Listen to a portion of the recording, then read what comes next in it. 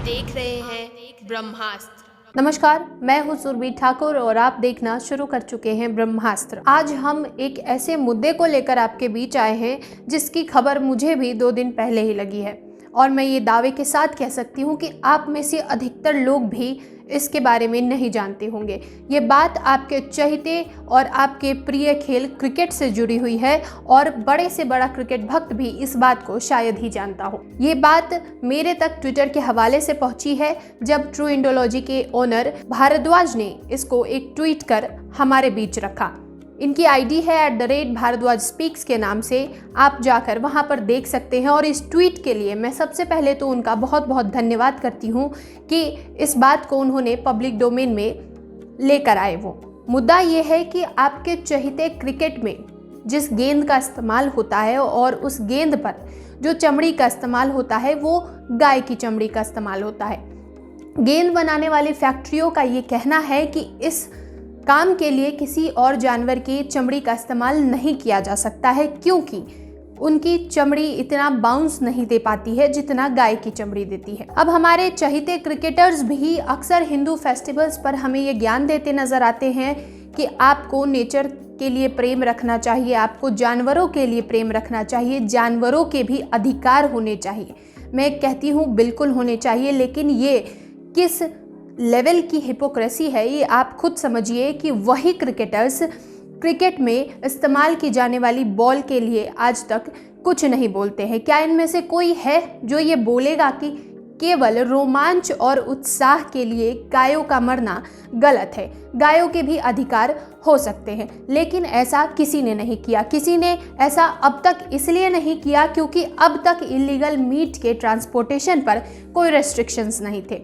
ये फैक्ट्री जिस पर गेंदों को बनाने की जिम्मेदारी है। अच्छा, इससे पहले मैं आपको एक और इन्फॉर्मेशन दे देती हूँ कि एक गाय जब कटती है तब 40 क्रिकेट गेंद बनकर तैयार होते हैं।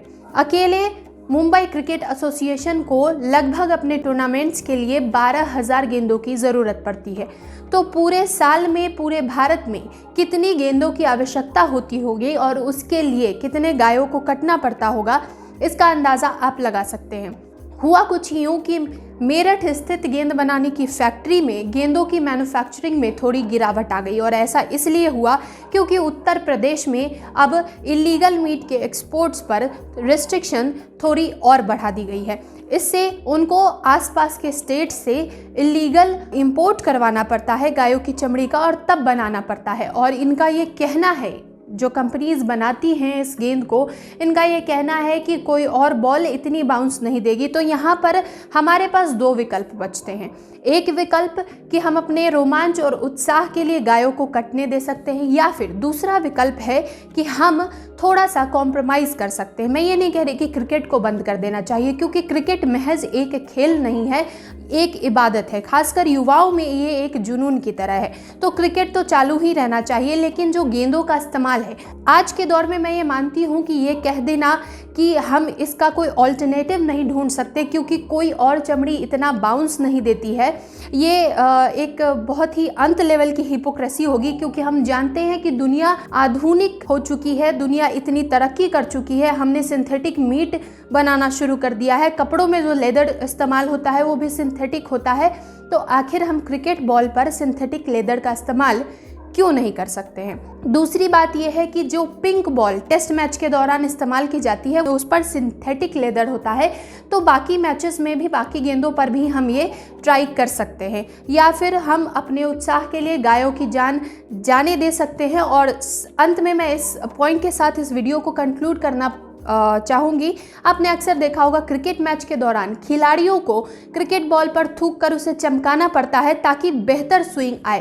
तो ऐसे में हिंदू खिलाड़ी मजबूर हैं गाय की चमड़ी पर थूकने के लिए और उसको चाटने के लिए। आप इस पर क्या राय रखते हैं, हमें कमेंट कर ज़रूर बताइए और इस जानकारी को ज़्यादा से ज़्यादा लोगों तक पहुँचाइए। लोगों को आखिर ये पता होना चाहिए कि एक उत्साह की कीमत कितनी हो सकती है। जुड़े रहे हमारे साथ, इस वीडियो को शेयर करना ना भूलें। धन्यवाद।